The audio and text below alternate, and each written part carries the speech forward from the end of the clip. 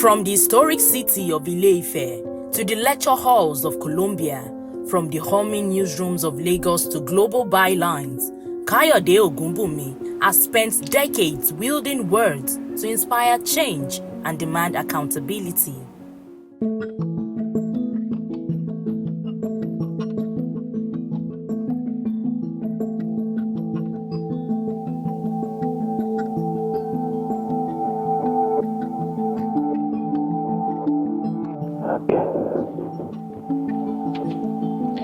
Please come in. Good afternoon. Hello, good afternoon. Thank you so very much. Yes, sir. Good afternoon. It's Good a pleasure afternoon. The meeting pleasure you, is sir. mine. Yes, sir. Just have your seat. Oh, thank you, sir. So how was your journey? Oh, it was lovely, sir. It was lovely. You didn't spend too much time trying to locate this place. A little bit of traffic, but I love the ambience of this place. Oh, thank you I so can much. see that you really pay attention to the environment. Well, what can we do? Can only give it our very best.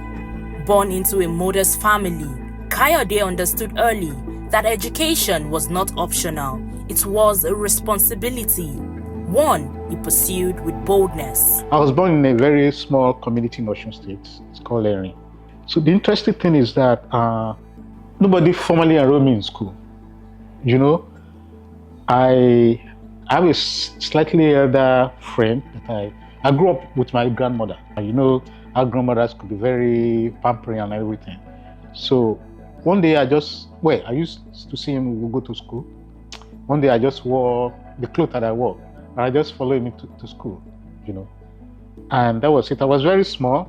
You can imagine, I think even then when I sit in class, my leg used to just dangle. I remember teachers used to make fun of me. So I followed him to school. They sat me in the class, and that was it. And fortunately, I took quickly to schooling. So even some of the people there, I started scoring better than them and all of that. And that was how it was. So I got to the school and I moved on. Kayode began his journalism journey in an era before search engines, smartphones, or social media. A time when the truth had to be hunted, not Googled. A time when chasing truth meant ink-stained fingers and risk. The people that practiced journalism before us lived within a certain socio-cultural environment, and they had certain challenges that they had to respond to. When we came in at a time, like I said, of post-June 12, when the general consensus was that the military should go. So that was the environment in which we entered journalism. So that was our challenge, social challenge at that time. And that's how we focused. So I don't expect people practicing journalism now to respond to those kind of issues. So now the issues that you have now, we have democracy. And the operating environment is quite different. Then, for instance, if I want to do a story, you know, like I used to say, in the old Guardian at that time, I think there's a telephone in the room in the office of the MD, a telephone in the office of the two editors. So maybe there are about 3 telephones. So as a reporter, you don't even have access to telephones. So if I want to talk to somebody, I want to interview somebody, I will go to the office. If I don't meet them, maybe that's where I will spend the whole day. I'll just have to sit down until I see the person. So if I don't see them that day, then I'll go home and then I'll go the next day. So that's how you do. You can't call people up and say, I'm coming to interview you. It's because even they probably don't have telephone in the office. So you want to do your research, you go to the library and you pick old newspapers that are there. You read those, you read books and everything. So there was no internet. The internet met me as a journalist, you know, and I remember how we were scrambling to to get our email addresses and all of that. So, and the internet at that time is dial. You dial as if you're dialing a phone, before you're connected to. So it has evolved. Now, the journalists of today, I mean, in your little space, you can talk to somebody in Iceland. You can get all the information you need just at the tip of your phone or your finger by going online. You can do Zoom. You can do all kinds of things. Those were not available to us then. Fueled by a thirst for truth and a love for storytelling, Kayode began at the University of Ife, sharpened his global perspective in Japan, and later earned a master's at Columbia University's Graduate School of Journalism, one of the most elite institutions in the world. This journey laid the foundation for a career that would span continents and conscience. The training in each of the schools were quite different. At Ife, I mean, we didn't even know anything. We were very young then, so we're just glad to be in school and do all the pata that young people still do, I think. So, but the school I went to in Japan, United Nations University.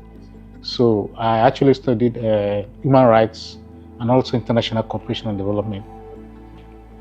Top school too. I mean, it's a UN school, so it was the first place I saw a cell phone. So I mean, that time cell phones were so rare. I mean, I saw this happening, be like, oh wow. So the environment was totally different, and it was good. And then when I did my master's in journalism at Columbia, well, it's also said that Columbia is the best school in journalism. Some might also dispute that, but it's actually, yes, it's also a very top notch school. So I've been very fortunate actually to have been able to pass through these schools and have the kind of training that I've had. So when I first came back from the US, I did a bit of teaching at LASU for the pre-degree and also not a PGD class also. So I did a bit of that at LASU. Then I'm doing a bit of that at UNILAG now. I also do actually do a lot of training in the informal sector for non-profit people, for government agencies and all of that, on communications and media and all of that.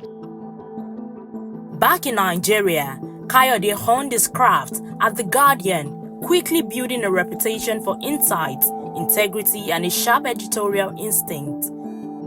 Telling uncomfortable truths in Nigeria came at a cost. I mean, there was Oka, a coup against Babangida. The coup was successful up to a point. One of the things that they said was that they've divided Nigeria into two. You know, people from above the Niger,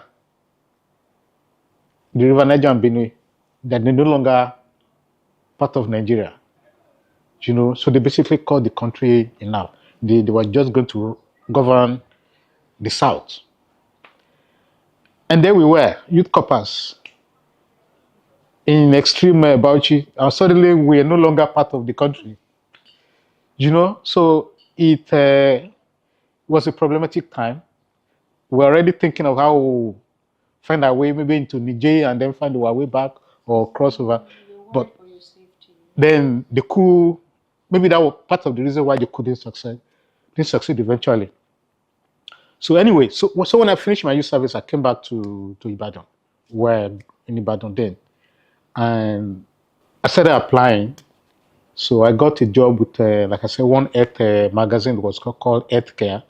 It was a weekly magazine on healthy living and all of that. So that's where I started work as a proofreader. Proofreader basically make corrections to what reporters have written. And then from there, I got to The Guardian. And so that's how the journalism thing started. Going to the Niger Delta a lot. Part of the situation was when the task force, because they were fully on ground. I've had guns shot directed at me. when we're going to some of those places where they don't want us to go. I've been detained once again in Port Harcourt during when Ken Sawewa's period.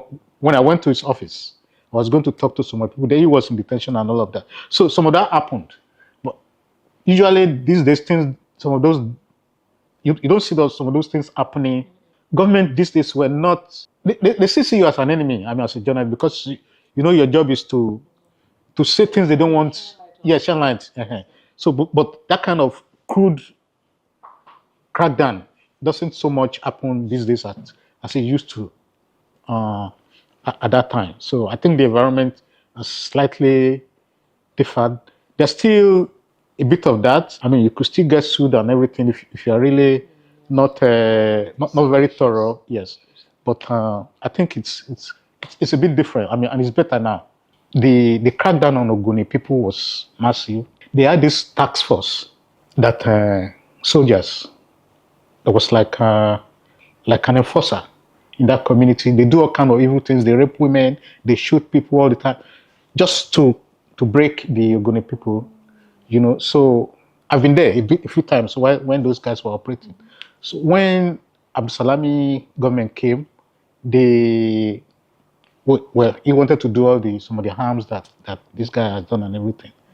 And we noticed maybe going to about 6 months and everything, and the tax force was still there. So I went back in there with a colleague who eventually went to work for Shell and everything, was the Guardian correspondent in that place. We spent a few weeks and we came back, and then we did a story about how the task force was still oppressing the people there despite all the promises of this new government. So the story came out on a Sunday, and by Monday, the government disbanded the task force. Wow. So that was a very, for me, I mean, that was, really felt good. I felt very, very, very, very, very happy. And it also shows that, yes, sometimes the stories we do, could actually have some good impact. Yet, even in those dark hours, his conviction only deepened. He eventually became editor and publisher of City Voice, a publication known for its strong editorial judgment. Today, he works with Development Agenda, amplifying unheard voices. I've always been fascinated by the environment. I felt, this is where we live, and whatever we do impacts on it, and whatever happens to it impacts on us as well. So the first story I got published was on the environment, and for most of my reporting, I actually focused on environmental issues. In the early 80s, the environment issues and the democratic issues got mixed up.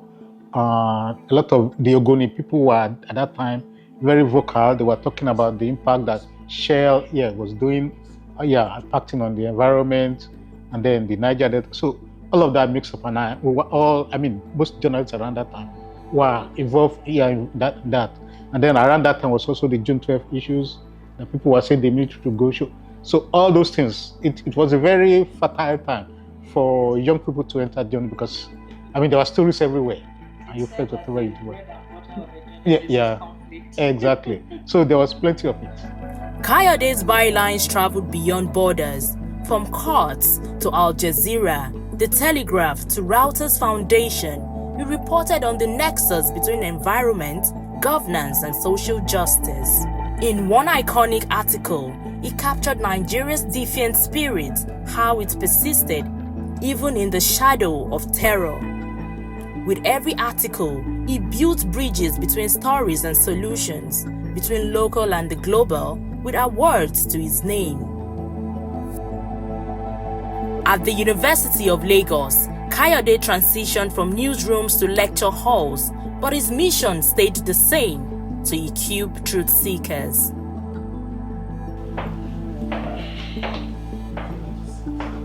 As he stepped into the lecture halls of University of Lagos, he did not just share techniques, he instilled values.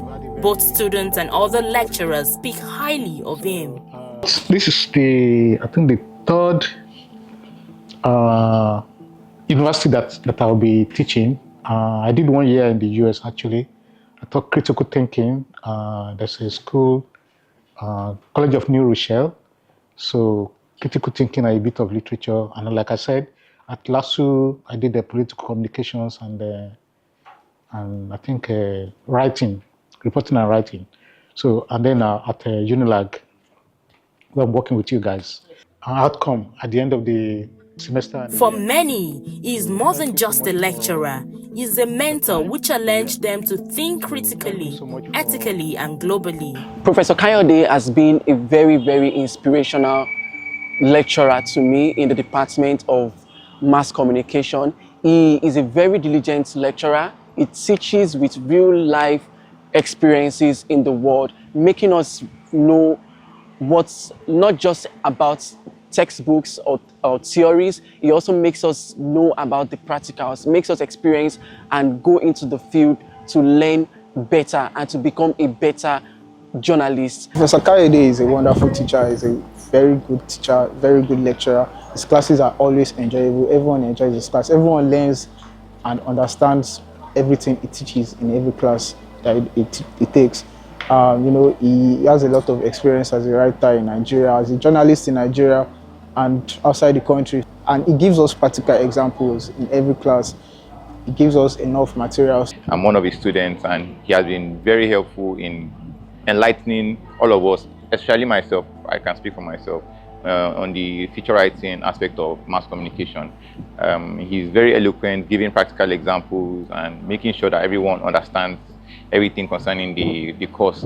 Over the years, many of his students have risen to become reputable people in the country and beyond. I've touched life of a few students, maybe not in the hundreds, but not in the few tens as well. Some are editors now. Some actually have their own online platform that they are working in the newsrooms. I met people that I've had the luck of meeting when they were younger, or when they were students and everything, and they've really moved up. And some of them are also in the classroom as teachers, as lecturers. For Kayode, journalism has always been activism in print. As an advisor to the Corporate Accountability and Public Participation Africa, he champions access to clean water, responsible mining, and transparent governance. Journalism for Kayode has never been neutral. It is a tool for justice, reform, and change. Despite decades in high-stake journalism, Kayode remains grounded in one belief: your career should never overshadow your life. Well, you know, like we say, life is like a stage. You play your part, and then others play their part and they move on. I've always been an introvert. I could spend a whole day in this room all by myself, and I won't feel like I've lost anything. So that's part of my nature. I'm a very quiet person. I like to stay indoors. Okay, so I'm not loud. So maybe that's why. Your personality. Yeah. That's so, your personality. So just goes with yeah. So that's true. Yeah. A lot of journalists struggle with that. I guess I struggle with it as well. Even now, I still struggle. I get home after praying for a few minutes. I'm on the phone, checking stories, doing that. It's always a problem. Why are you always on your phone? Can't you talk? Can't you play with us? So that goes with the territory. You have to deal with it, and especially also for female journalists who even have a tougher time than the men. I mean, a man, you're out, when you come back, you probably meet your food or you don't meet or you eat outside. But then if you are a female journalist, your husband wants you to be not only a mom, you want to be a wife as well. You want you to cook for him, and you have gone out, you've chased one story up and down from morning to, So, but at the same time, you have to find a way to balance it. You can't be a successful person if you're only good at one thing and not the other. So you have to find a way to and also we also need maybe partners who also understand that this is the kind of job that we're doing. So they could allow us when we cannot fulfill the other side, he covered for us. To him, integrity is not just a value, it is the legacy. It is about living authentically too. Beyond all this, there is the softer Kayode. Climbing trees or swimming in the river. You just always stayed at home with grandma. No, actually, no, I couldn't do either of those things. I couldn't climb trees and I couldn't swim. I attempted swimming, and well, there are rivers near, I mean, it's a semi-urban place. It's not even Ocean. This is a smaller river. But one thing I could say was I was very rascally. So we used to go to people's farms around the place to go, sometimes we go to cashew farms to go and steal cashew. I mean, that's basically what it was. But then we didn't know we were still in it. So yes, or we go to people's farms and just help them. yes, help ourselves to as much. Yes, so there's a very big river around that time, and sometimes they want to go there and swim. So and I tried to follow them one day, and I almost drowned. So since that day, I don't even. So I do. But I used to to play football. I mean, a lot. I was actually very good at it then, when I was younger. So that was something that I think I do. I got me to a lot of problems with my parents then because you go out when you come back from school, we've gone to play and you don't come back until nightfall and you're all dirty and everything. So there was some that. I still like football, but the thing is, I prefer to read about it than to watch it. From the pages of newspapers to the heart of his mentees, Kayode's influence ripples far beyond his own bylines. And they told me you are not in. I'm just coming now. Okay. Welcome. Thank you.